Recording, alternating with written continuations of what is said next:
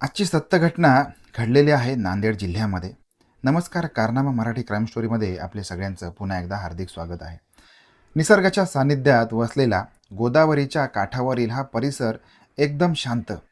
तितकंच तिथलं ग्रामीण जीवन अनेकदा अशा काही रहस्यांना जन्म देतं जे अंगावर काटा आणल्याशिवाय राहत नाही. विशेषतः जेव्हा नात्यांमध्ये अंधश्रद्धा, अतिरेक आणि हव्यास निर्माण होतो, तेव्हा त्यातून तयार होतो तो फक्त आणि फक्त विनाश.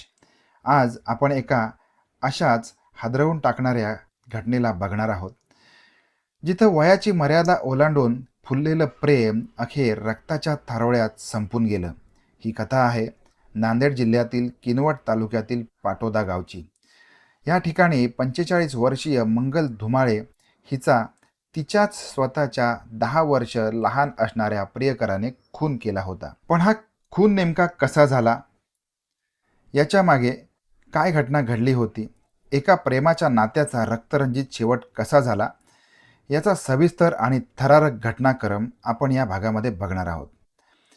किनवट तालुका तसा दुर्गमच आणि जंगलाने वेढलेला भाग. याच तालुक्यात पाटोदा नावाचे एक छोटंसं गाव आहे. या गावामध्ये राहणारी मंगल कोंडीबा धुमाळे ही महिला वयाने 45 वर्षाची जरी असली तरी ती अविवाहित महिला होती. मंगलचे आयुष्य तसे संघर्षामध्ये गेलं होतं. तरुण वयात लग्न न झाल्यामुळे तिने आपलं आयुष्य कसं तरी एकाकीपणे कंठायचं ठरवलं होतं. गावामध्ये तिचं स्वतःचं घर होतं, जिथं ती आपल्या घरामध्ये एकटीच राहत आली होती. एकाकी जीवन जगणाऱ्या मंगलच्या आयुष्यात अचानक एक तरुण येतो. त्याचं नाव होतं कृष्णा जाधव आणि त्याचं वय वर्ष होतं 35. कृष्णा हा मंगलपेक्षा तब्बल 10 वर्षांनी लहान होता. सुरुवातीला गावकऱ्यांना किंवा स्वतःला मंगललाही या नात्याची कल्पना आली नव्हती. हा तरुण तिच्या आयुष्यात असा एक तुफान घेऊन येणार आहे, जो तिचं अख्खं आयुष्य उद्ध्वस्त करून टाकणार आहे, याची तिला पुसटशी देखील कल्पना आली नव्हती. कृष्णा जाधव आणि मंगल धुमाळे यांच्यात हळूहळू जवळीक वाढू लागली. वयातील 10 वर्षाचं अंतर सुरुवातीला दोघांनाही दुय्यम वाटू लागलं होतं. मंगललाही आपल्या एकटेपणात एक आधार मिळाला होता. कृष्णा तिच्या घरी सतत येऊ जाऊ लागला. आता हळूहळू गावकऱ्यांच्या मध्ये कुजबूज सुरू झाली होती आणि या कुजबुजीकडे दुर्लक्ष करून दोघांनी आपले संबंध खूप घट्ट केले होते. पण म्हणतात ना, स्वार्थी आणि एकतर्फी किंवा आंधळ्या प्रेमात जेव्हा अपेक्षा वाढतात, तेव्हा नात्यांमध्ये विष कालवू लागते. मागील काही दिवसांपासून कृष्णा आणि मंगल यांच्यात सातत्याने खटके उडू लागले होते. कृष्णाच्या मनात काहीतरी वेगळंच सुरू होतं. तो मंगलवर सतत दबाव टाकत होता, माझ्याशी लग्न कर, माझ्याशी रात्री तसल्या गोष्टी करण्यासाठी तयार हो. त्याच्याशी प्रत्यक्ष आणि अप्रत्यक्ष शारीरिक संबंध ठेवण्यासाठी तो तिला दबाव टाकू लागला होता. मंगल मात्र या गोष्टी करायला तयार नव्हती. तिचे म्हणणं होतं की आपल्या वयांमध्ये खूप अंतर आहे. ती त्याला म्हणू लागली, मी तुझ्यापेक्षा 10 वर्षांनी मोठा आहे. शिवाय समाजाचा विचार करता करता हा विवाह बरोबर ठरणार नाही. परंतु कृष्णा प्रत्येक भेटीत तिच्यासोबत लग्नाचा तगादा लावत होता. याच कारणावरून दोघांमध्ये आता वारंवार खटके उडू लागले होते. वाद होऊ लागले होते. घरातील शांतता पूर्णपणे नष्ट होऊ लागली होती. आता ही घटना शनिवारची आहे. रात्रीची ती वेळ होती.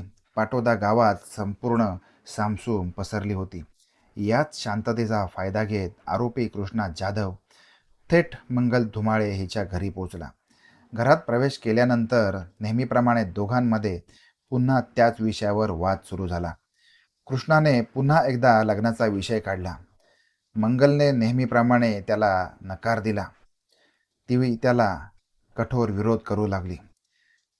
तिचा विरोध हा कृष्णाला समजून येत नव्हता. पण त्या रात्री कृष्णाचा संयम पूर्णपणे सुटला होता. संतापाच्या भरात त्याचे डोळे फिरले होते.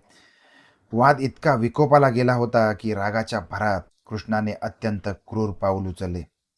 त्याने मंगलच्या अंगावर हात टाकत तिला मारहाण करण्यास सुरुवात केली. मंगल जीव वाचवण्यासाठी धडपड करत होती, पण त्या तरुण आणि रागीट स्वभावापुढे तिचा निभाव लागणं अशक्य होतं. कृष्णाने अतिशय निर्दयपणे मंगलचा गळा आवळायला सुरुवात केली. तिचा श्वास रोखला गेला आणि काही वेळातच तडफडून मंगलने जागेवरती तिचे प्राण सोडले. ज्या हातांनी कधी काळी प्रेमाचे 2 शब्द बोलले गेले होते, त्याच हातांनी एका माणसाचा जीव घेतला होता. शनिवारी त्या रात्री घडलेल्या त्या भीषण हत्याकांडानंतर आरोपी कृष्णाने घटनास्थळावरून पळ काढला. मात्र जाताना त्याला एका व्यक्तीने पाहिले होते. मयत मंगल या महिलेच्या बहिणीने स्वतः आरोपी कृष्णाला त्या रात्री किंवा त्या पहाटेच्या सुमारास घरातून पळून जाताना पाहिले होते. पण तेव्हा तिला याची पुसटशी कल्पना नव्हती की तिच्या बहिणीचा प्राण घेतला गेला आहे. दुसऱ्या दिवशी म्हणजे रविवारी सकाळी मयताची आई नेहमीप्रमाणे आपल्या मुलीच्या घरात गेली. घरात प्रवेश केल्यावर त्यांनी हाक मारायला सुरुवात केली, पण आतून कोणताही प्रतिसाद मिळाला नाही. जेव्हा त्यांनी पुढे जाऊन पाहिले तेव्हा त्याच्या पायाखालची जमीनच सरकली. त्यांची मुलगी मंगल घरात निश्चित अवस्थेमध्ये जमिनीवर पडलेली होती. तिचा श्वास पूर्णपणे थांबला होता. आईने हंबरडा फोडला, गावकऱ्यांना गोळा केले. पाटोदा गावात आता एकच खळबळ उडाली होती. या घटनेची माहिती मिळताच किनवट पोलीस तात्काळ घटनास्थळी दाखल झाले. पोलिसांनी घटनास्थळाची पाहणी केली, मृतदेह ताब्यात घेतला आणि पंचनामा सुरू केला. मृत महिलेच्या अंगावरील खुणा, गळ्यावरील व्रण स्पष्टपणे सांगत होते की हा साधा मृत्यू नसून हा घातपात आहे.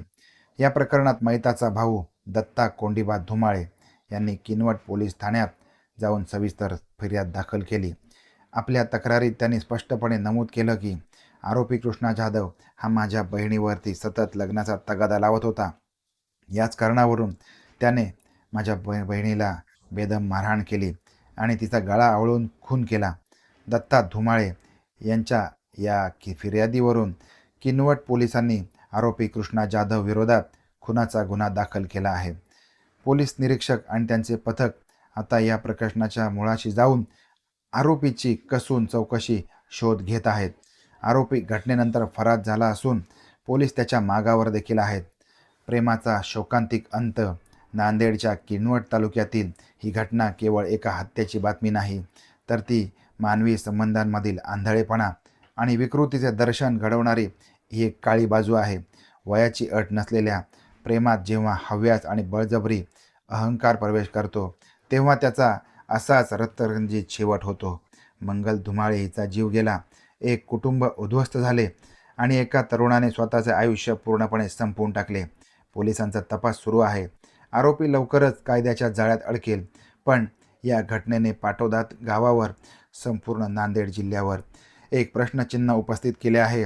असे प्रेम नेमके कशासाठी, ज्याचा शेवट असा भयानक असतो? मित्रांनो, ही घटना तुम्हाला कशी वाटली? ही घटना तुम्ही कुठून पाहताय हे देखील मला खाली कमेंट बॉक्समध्ये नक्की कळवा. त्याचबरोबर अशाच गुन्हेगारी जगताशी निगडीत असलेल्या घटनांसाठी आपल्या चॅनलला आवर्जून सबस्क्राईब करा. आपण भेटणार आहोत अशाच एखाद्या सत्य घटनेमध्ये. तोपर्यंत स्वतःची आणि आपल्या कुटुंबाची काळजी घेत राहा. धन्यवाद.